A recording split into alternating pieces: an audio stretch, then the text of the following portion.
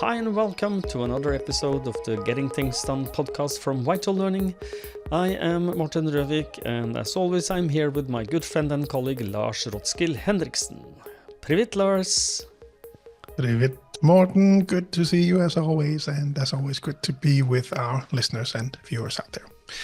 We always start off with a quick reminder of the purpose of this podcast, which is to help you learn GTD or become even better GTDers. We hope that today's episode supports you in that.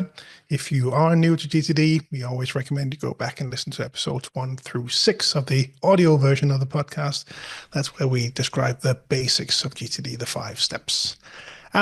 This is episode number 124 of the podcast, and today's episode is about GTD and your summer vacation. It is, and how to survive and how to get most out of it is probably the base feelings around this.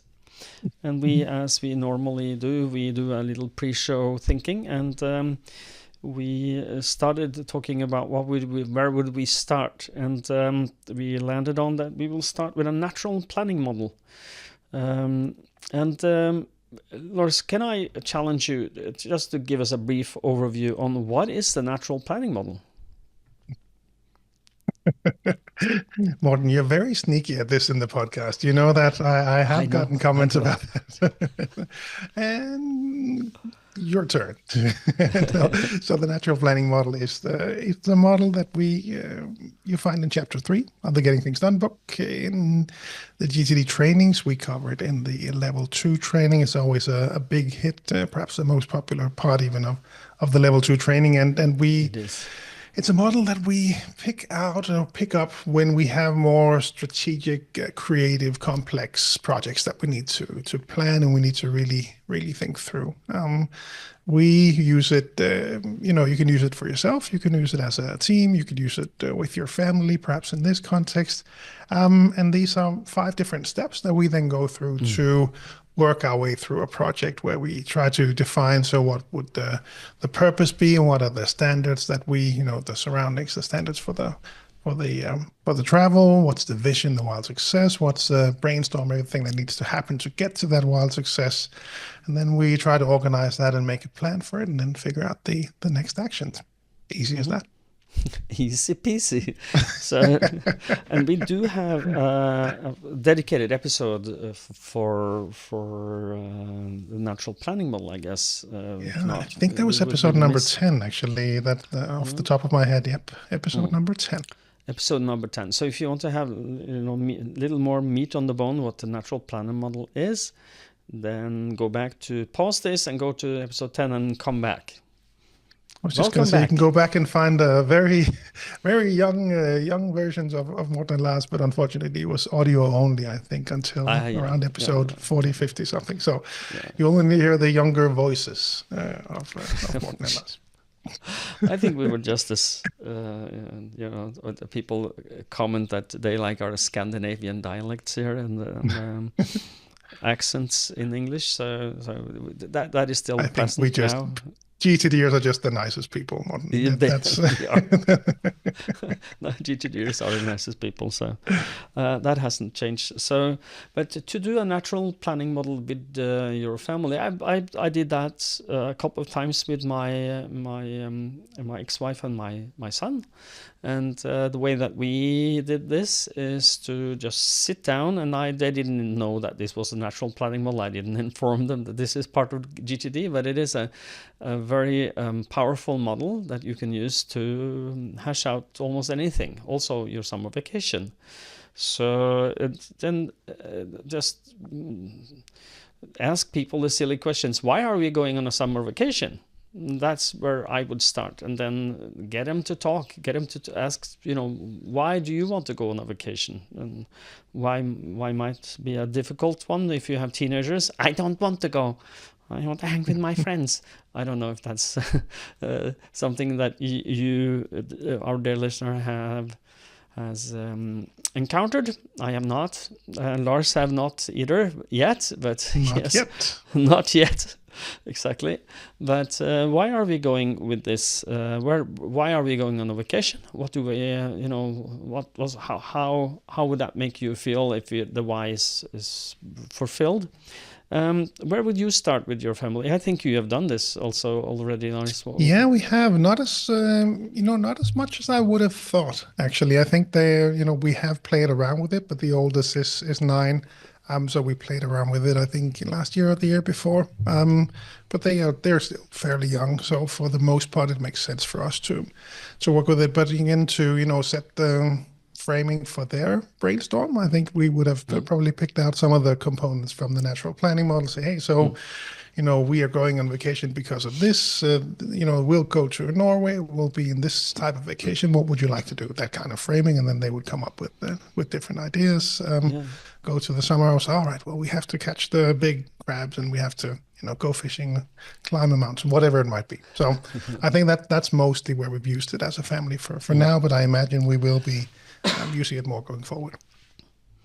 Yeah, and to just establish the wild success, that was a wild success with my, especially with my son, because he wanted to have a vision of how it would be to be on a vacation. So if we went somewhere, what we would do there, and like fishing crabs and do whatever you do on a vacation.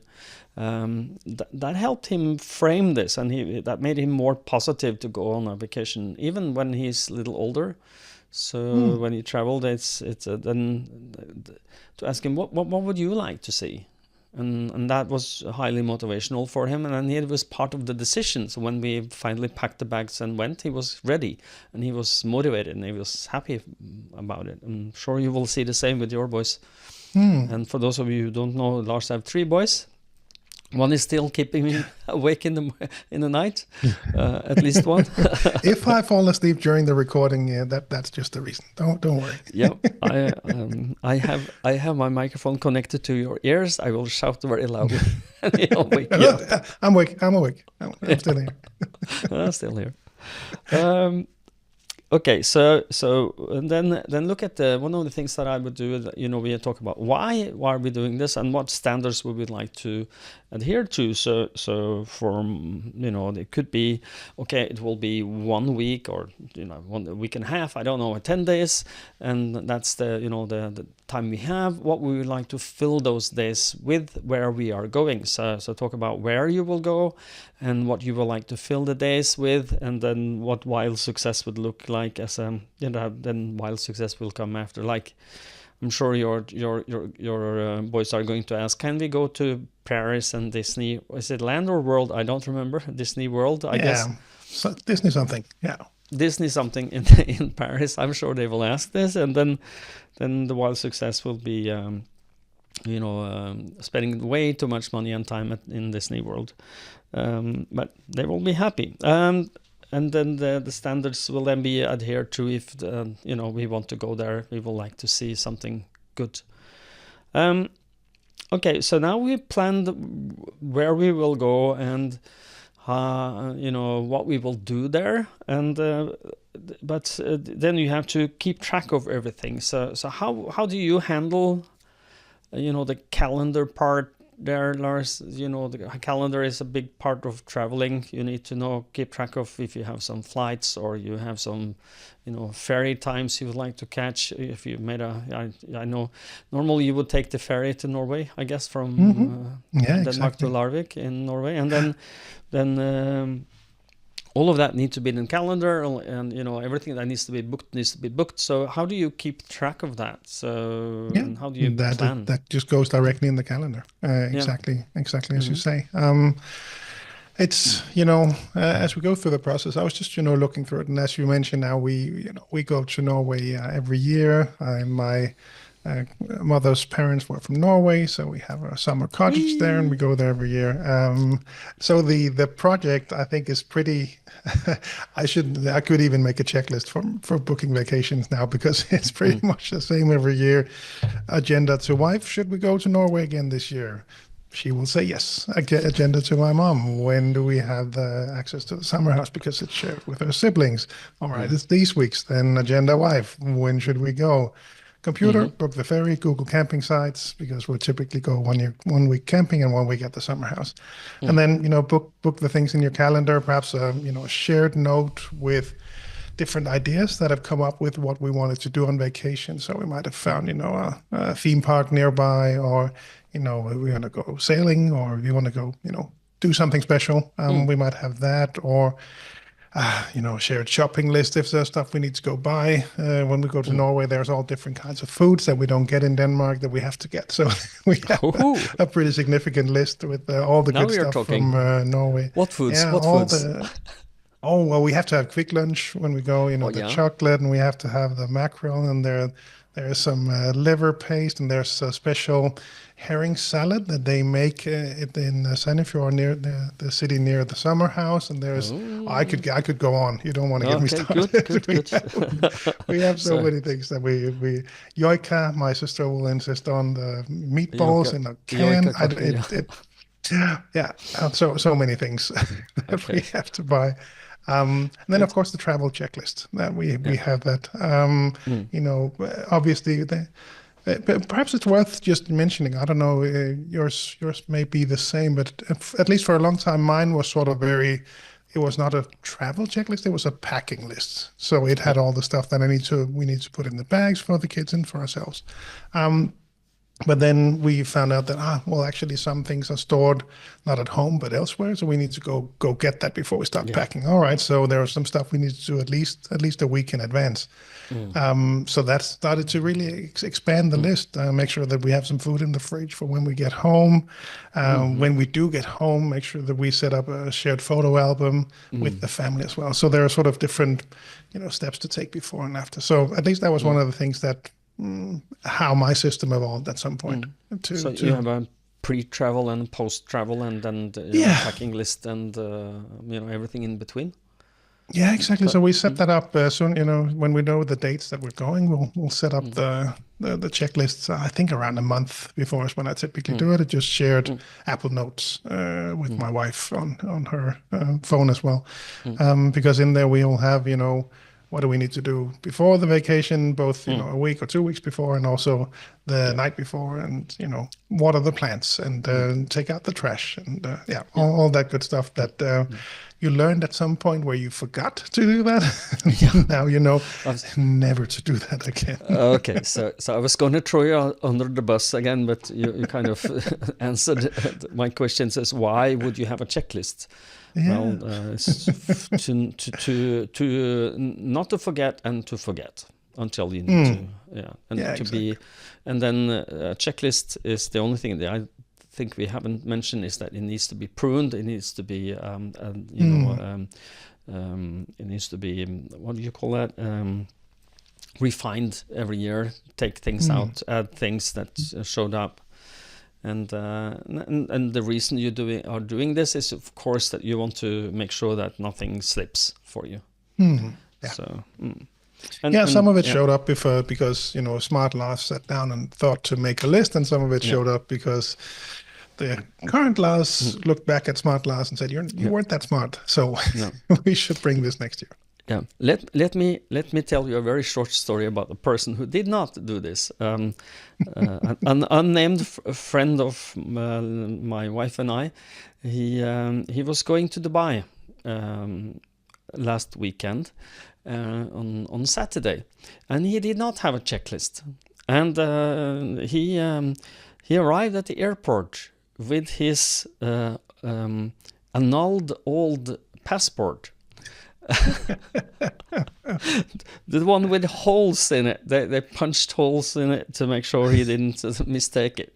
But he didn't have it. He was in a stressful moment. He has to rush to take the train, and then so he arrived, and then he panicked, and he got back on the train to go back to it's city outside Oslo called Drammen, and for those of you who know where that is, that's not a very short distance. So he traveled there, and then he got his passport, and then he got on the train, and of course he was late to his plane. So he spent the night in our apartment, in our guest room, and let that be a lesson to you all.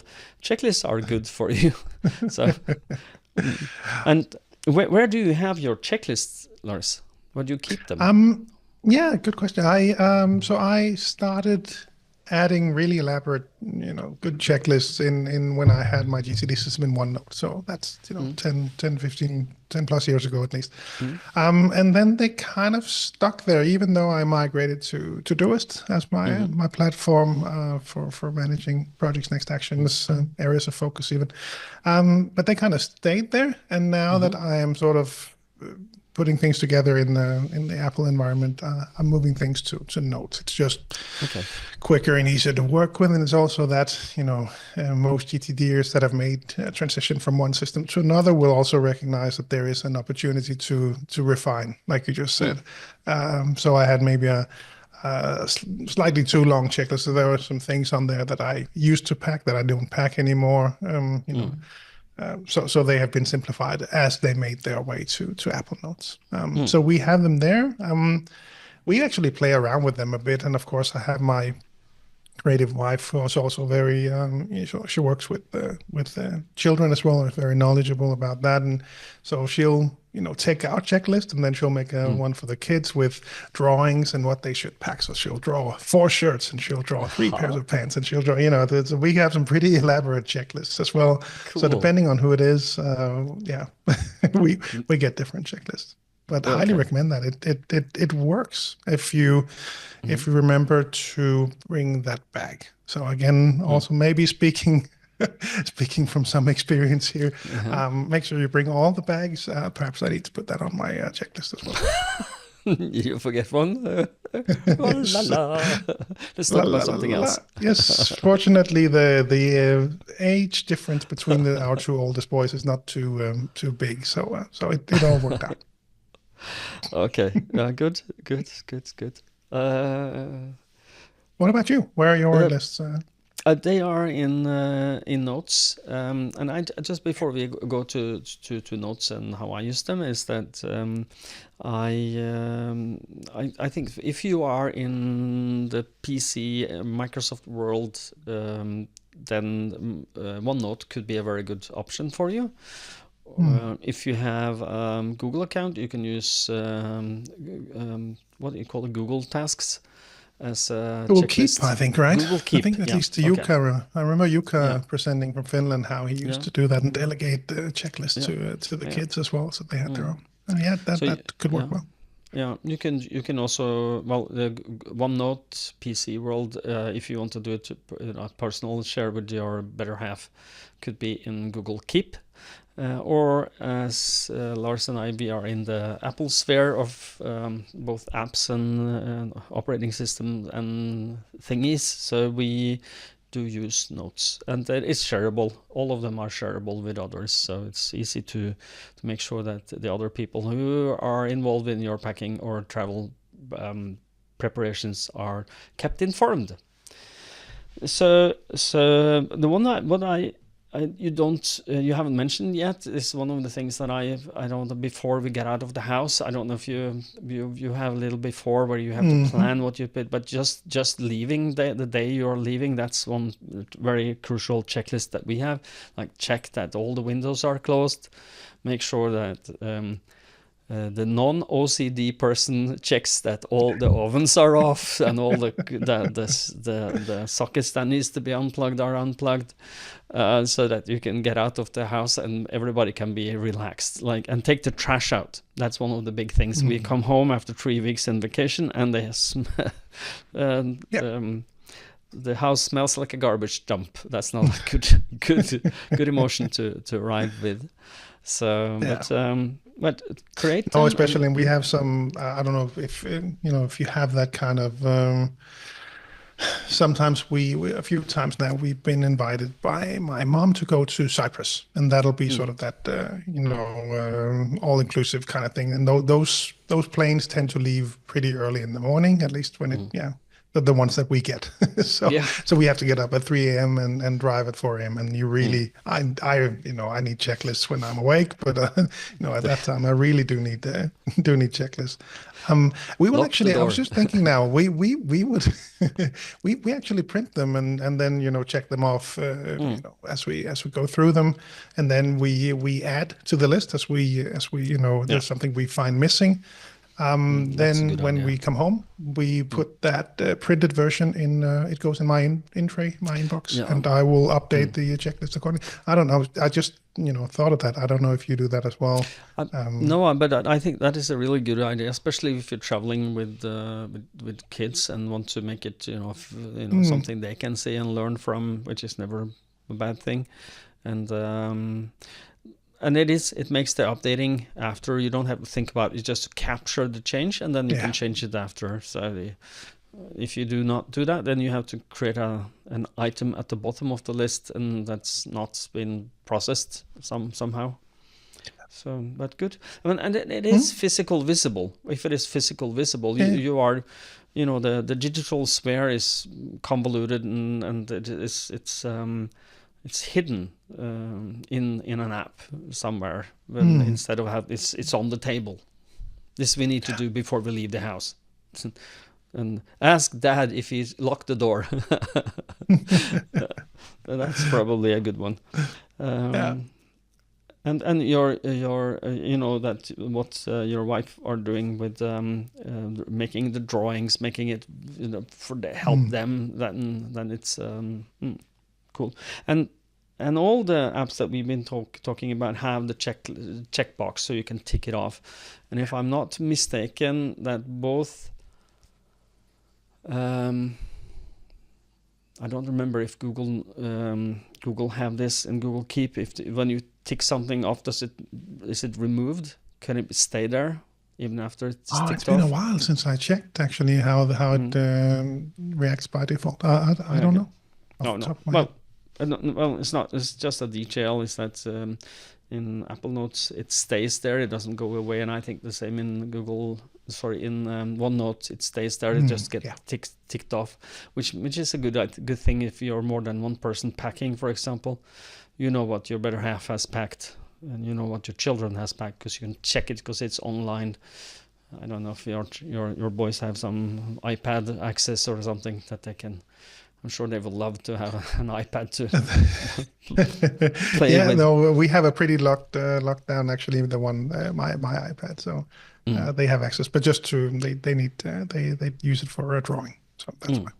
No, so for this, that's part of the reason why we print it as well. We've also played with, having a table for each of the things that we need, so everyone can check off their own. I've packed this, and you've packed this, and it's something to play around with. Then we haven't really settled on any specific things other than I thought the visual checklist that my wife came up with actually seemed to work pretty well. Yeah, and it's that if it's on the table or somewhere I don't know where you keep this, but if or on the fridge, I don't know where. But if the children then pack, and then everybody else can see I packed this, and you can get a tap on the shoulder with with a clap, well done, young Padawan. Yeah, and I just want to go briefly back to calendar, and we both use it extensively for planning. I just want to share how I'm using the calendar. I have a calendar that I invite my wife to the events that we go somewhere where she need to have possibly have an active. She can see my calendar, but all the events that I would like her to be actively participating or potentially actively participating, I invite her from my personal calendar. And then what goes there is all the travel information. So the flight numbers, if there's we went to the weekend. We are recording this on a Monday, so on Saturday to Sunday we traveled to a small city in Norway for just for the weekend, and we had a confirmation code and from the hotel, and I just downloaded the confirmation. It was a PDF, and I put it on a shared folder in Google Drive, and I just linked that to the calendar event for the stay, and she then have access to everything. That if I should fall over and can't talk or something happens, then she can take over and has the access to whatever she needs to have access to. I don't know. Do you use something similar? Does Silly have access to? Yeah, exactly. So we would share that as well, and I would invite as well. So our approach would pretty much be the same, but both work and home calendars are already shared, so it would be visible. But yeah, so I would invite there. I do come across some people that prefer the family calendar. I don't know. I'm guessing you have come across that as well.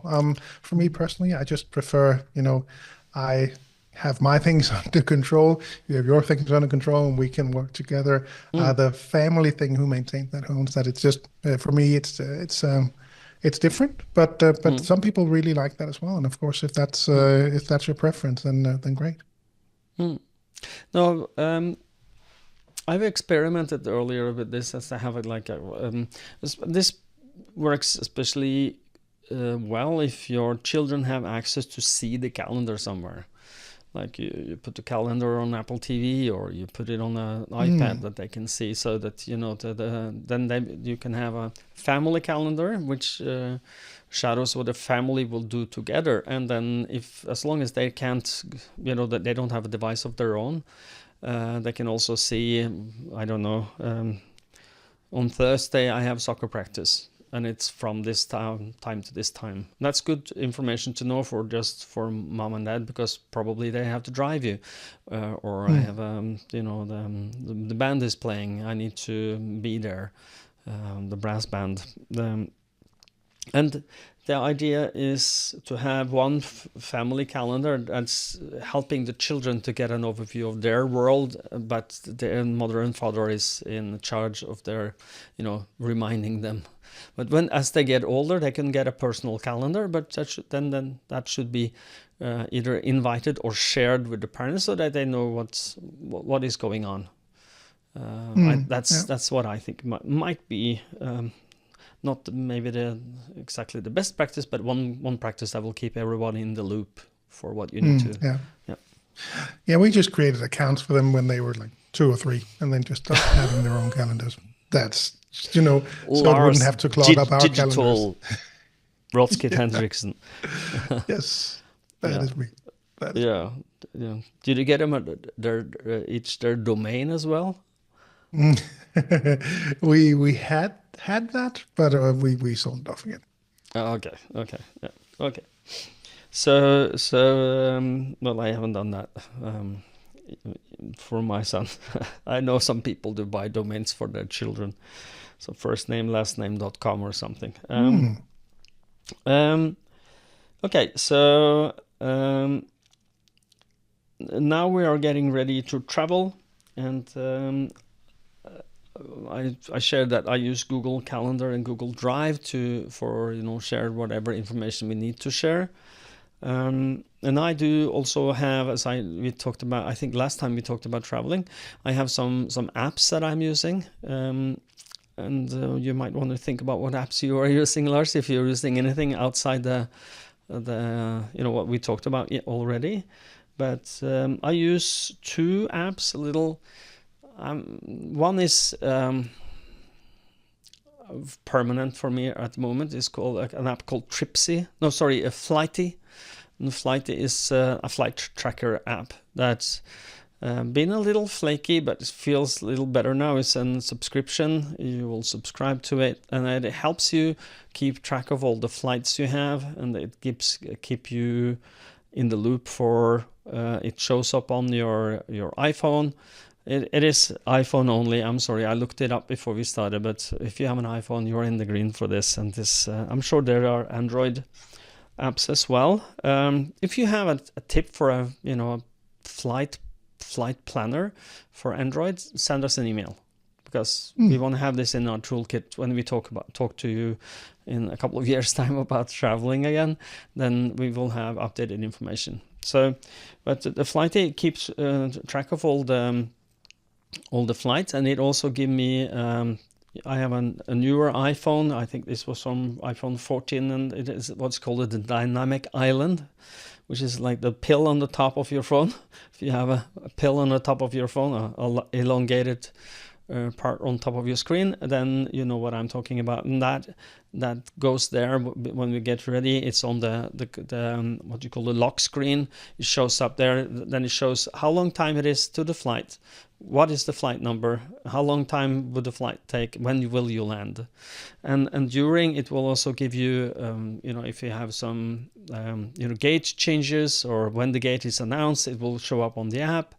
You can add your seats there you can import automatically from most airlines. You just forward the email to Flighty, and it will automatically put the flights in your calendar. So it's a calendar, connects to Google Calendar, and it puts the flights there with the flight number and or a link back to the app, so you can see all the details in the app. It also have historical flight data, so if you traveled with this before, it can tell you how many times you've flown with this, how often has it been delayed for you, and then how often has it been delayed for others, and for how long. So you kind of get all the statistics you will your statistic person inside you who loves statistics can use, if you like it, of course. If you're not a statistic person, this is not a valuable information. But and then I use something called Tripsy, which is a part of. Well, you can buy this, or you can, I think, it's subscribe to it on a thing. This is also iOS, macOS app only. It's called it's Tripsy, and you can do it directly with a subscription, or you can do it through the Setup. I don't know if you know what Setup is, but it is kind of an alternative app store for iOS and macOS and iPadOS, and it's they have a lot of very good apps there. So I'm a subscriber, and it's very affordable, more affordable than you should think about. So Tripsy is also part of the Setup subscription, so I have that. And Tripsy is more like for for travels that I don't use a plane, where it's more like a road trip, or you take a ferry boat, or you go on a cruise. I don't know, anywhere where you don't go with a plane. That's where I use Tripsy, and it keeps all the information. You can add documents to it. You can have a timeline so that you know where you will go. And I've also put inside, for example, museums we would like to see, sites we would like to visit, and addresses and links to, so that when you open the app, you can just, we are now going to this museum. You will get your Google Maps open, so you can go there. What apps are you using, Lars, for this this purpose of during the planning before and during? How do you get where you are going? Just plain vanilla? Next question. Next question. No, I think I mentioned when we set up any sort of information that we want to capture about the vacation, we would just have in notes. We don't have any specialized apps for that. So yeah, I think that's probably where it would go. Mm-hmm. Yeah. So notes. Just notes. So if you have a program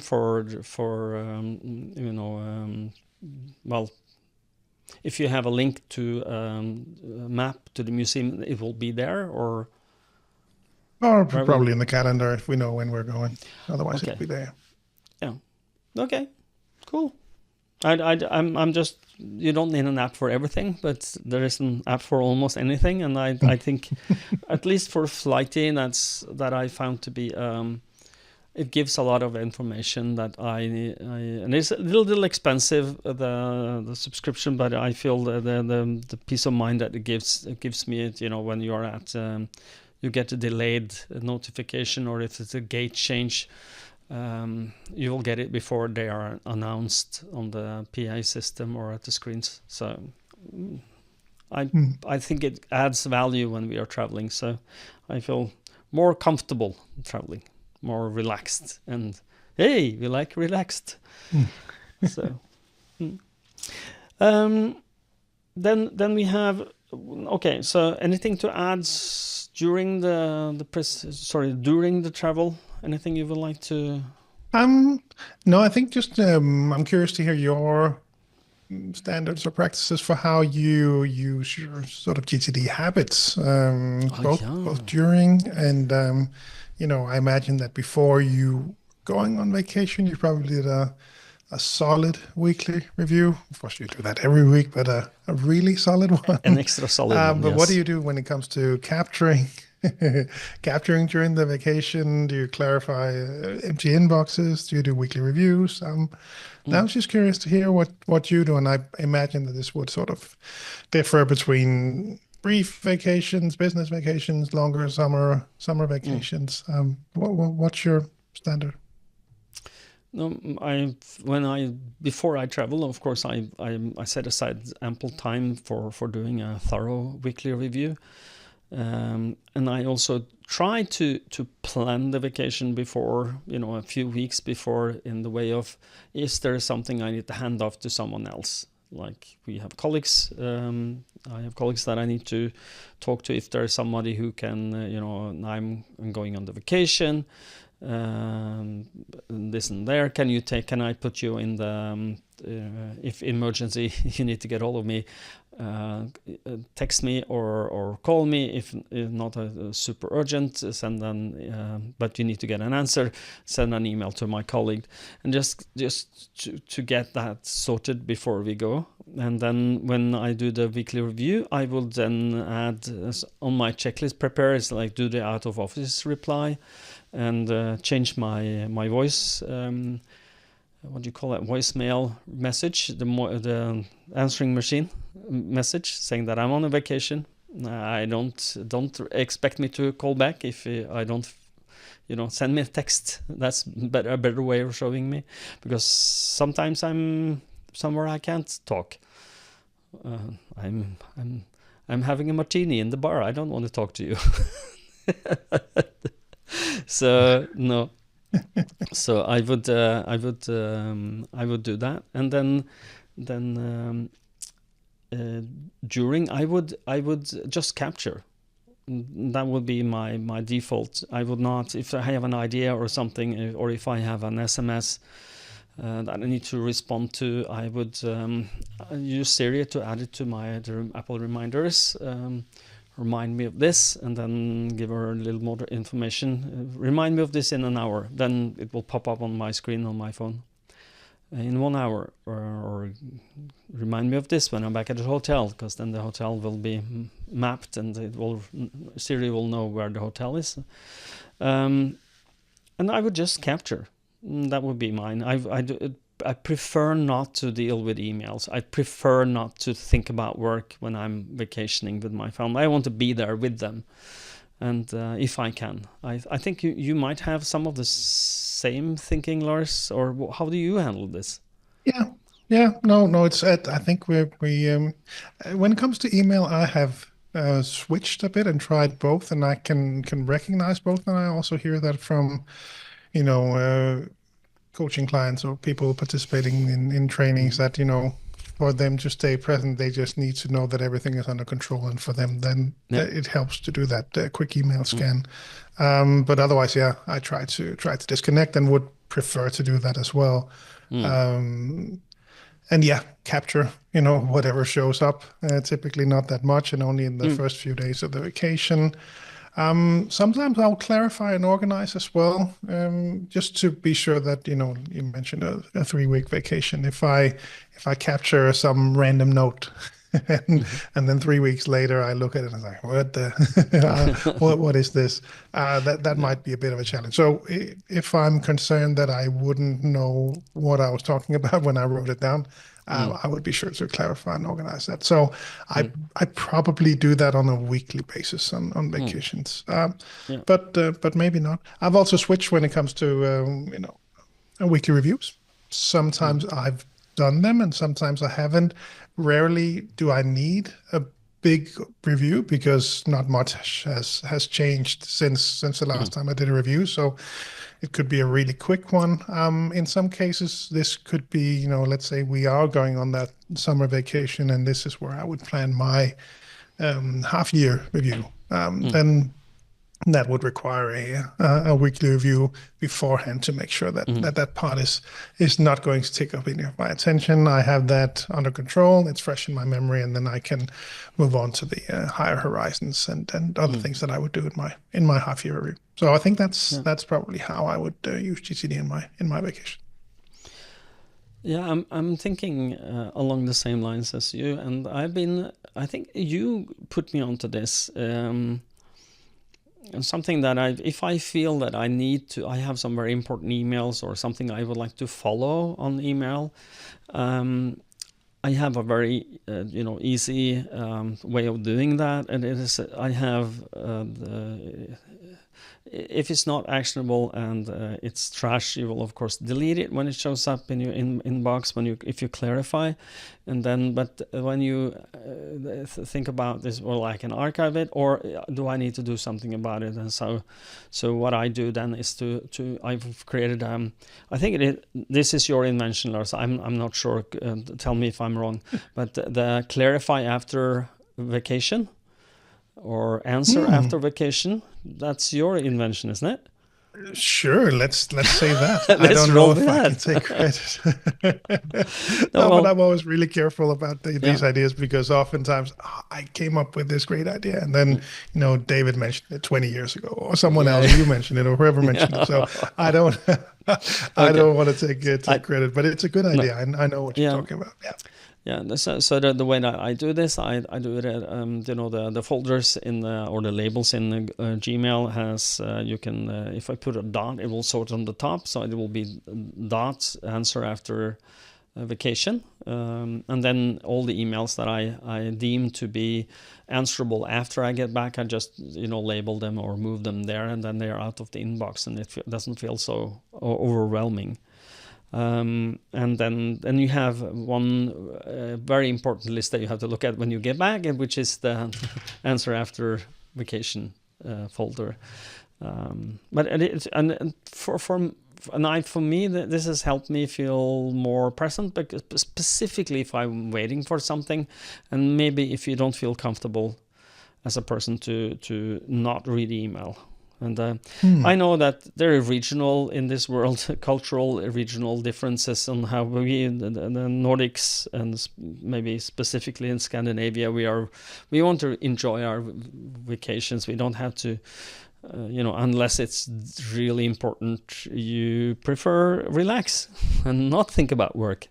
So, I think most people would want that from their vacation. Yeah, but the cultural differences is that a lot of people, specifically, I think in the US, have the boss expects you to answer email when you're on vacation. It's like, oh, I'm glad I'm not living there. I've heard different stories, so maybe that's culturally also within the organization.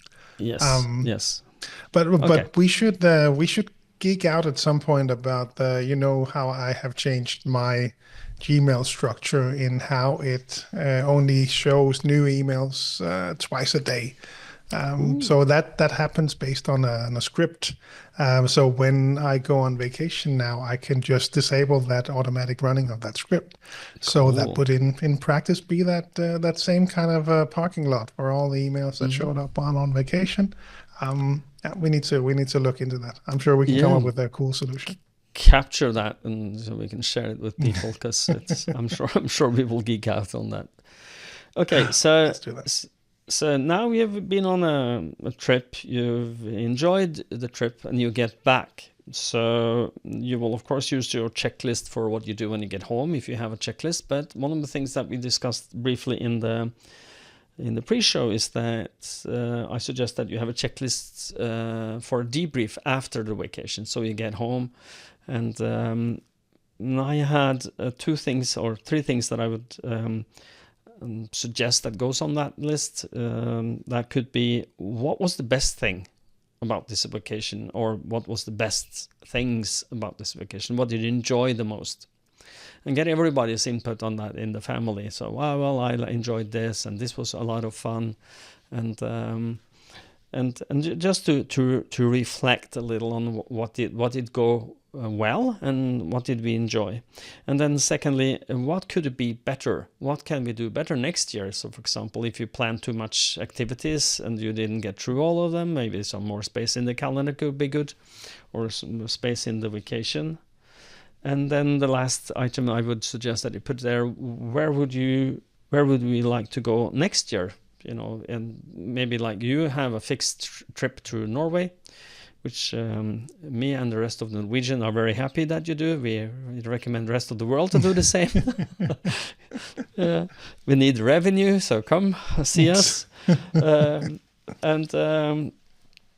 And then if you are traveling, then maybe you, like you, Lars, will see what kind of theme parks we would like to see. What are we doing next year? What are the tweaks we would like to do to make it even more interesting next year? So anything to add to such a list, debrief list? No, I think that's great. We've done that sort of ad hoc sometimes, but not as structured as you. I think that's a great tip. We already mentioned the post-travel checklist. One thing that, sharing photo albums, things like that. One thing to add to, make sure you have room in your calendar for when you come back to actually then dealing with all the stuff that happened while you were away. So you're not just thrown into meetings or other plans straight away. I think that would be the key thing for me to add to what you already mentioned. Yeah. And we've been mentioning this in earlier episodes as well, but when you come back for the vacation, let's say that you come back on a Saturday and your work week starts on Monday, then maybe you should keep extend your I'm not available until Tuesday, so that you have Monday to clarify and organize everything that's happened in between, get caught up with things, do a weekly review / clarify and answer the emails that seem urgent, and plan how to catch up. I do that. I think you do that as well.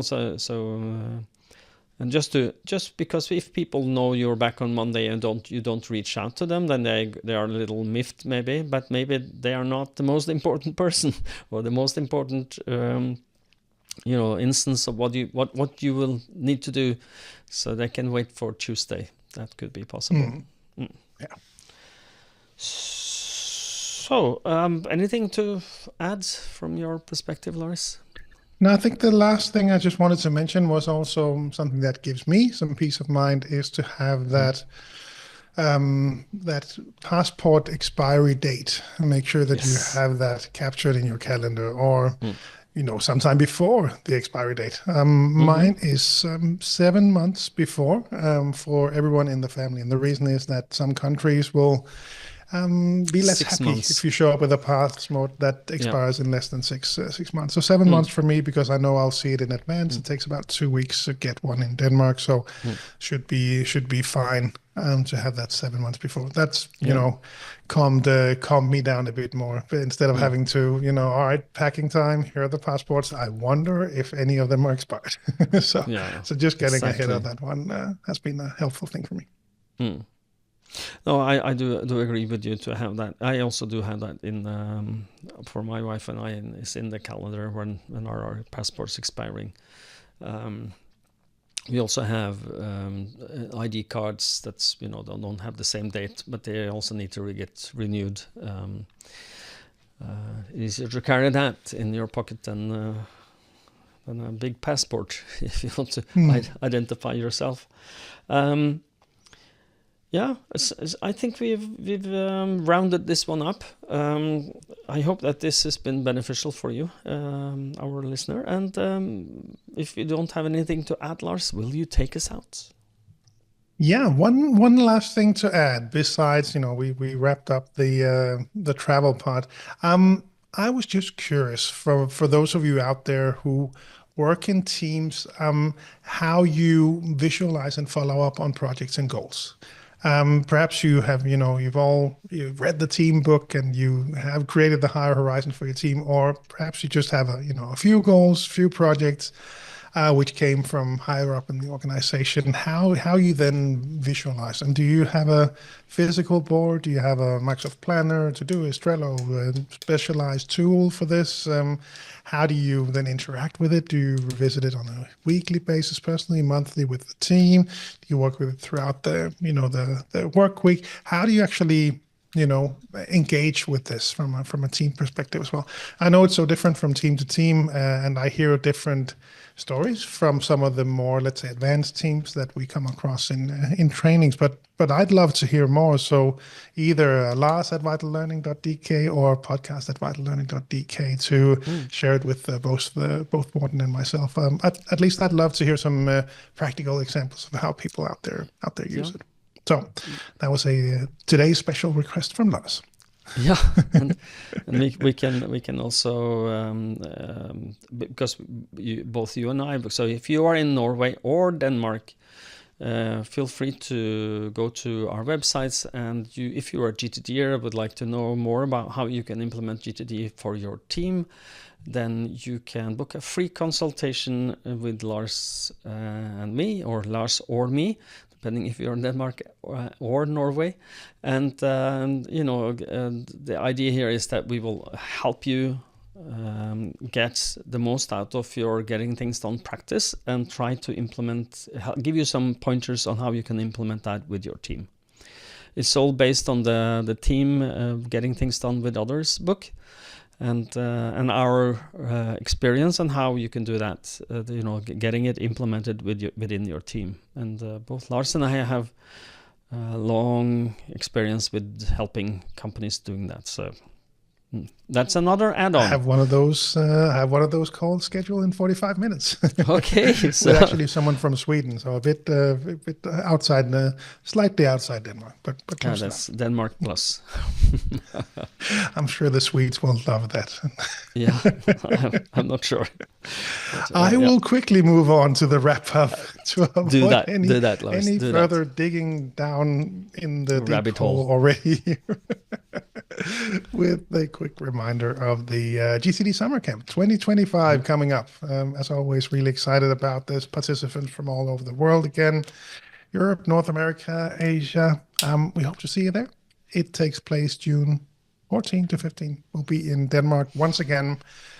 If you want to learn more, head on over to gtdsummercamp.com. GTD Summer Camp in one word. That is where you can find as much information as is available right now, and that's where you sign up as well. We already have, I think, around 60 participants when we record this, so I'm sure by the time this is out, we'll be even more. So we'll grow again this year.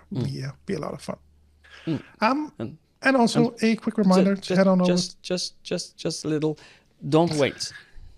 If you want to come, don't wait. Sign up. Sorry, Lars. Continue, please. and the other reminder, you probably heard this before. If you heard the podcast before, head on over to VitalLearning.eu, because that is the overarching website for all of the Vital Learning Nordics plus country groups that we have. So you'll find links to each of the country websites there, and there you'll find information about all the work that we do, which relates to getting things done, crucial conversations, crucial influence, and more. So find your way there, find the newsletter, how you get in touch with Morten and myself, VitalLearning.eu. And if you are outside the Nordics, cruciallearning.com is the place to go to find your local partners. Indeed.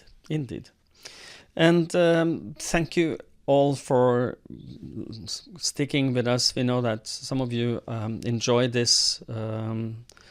That's why you keep listening, I think. And we enjoy hearing from you. We are now a little low on our listener questions. So if you have a listener question, please feel free to send that at podcast@vitallearning.dk. podcast@vitallearning.dk for your listener questions, where you can nerd out with your problem, and we will try and help you sort it out.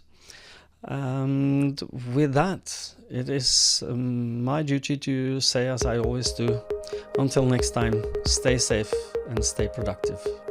Bye-bye. Bye, everyone.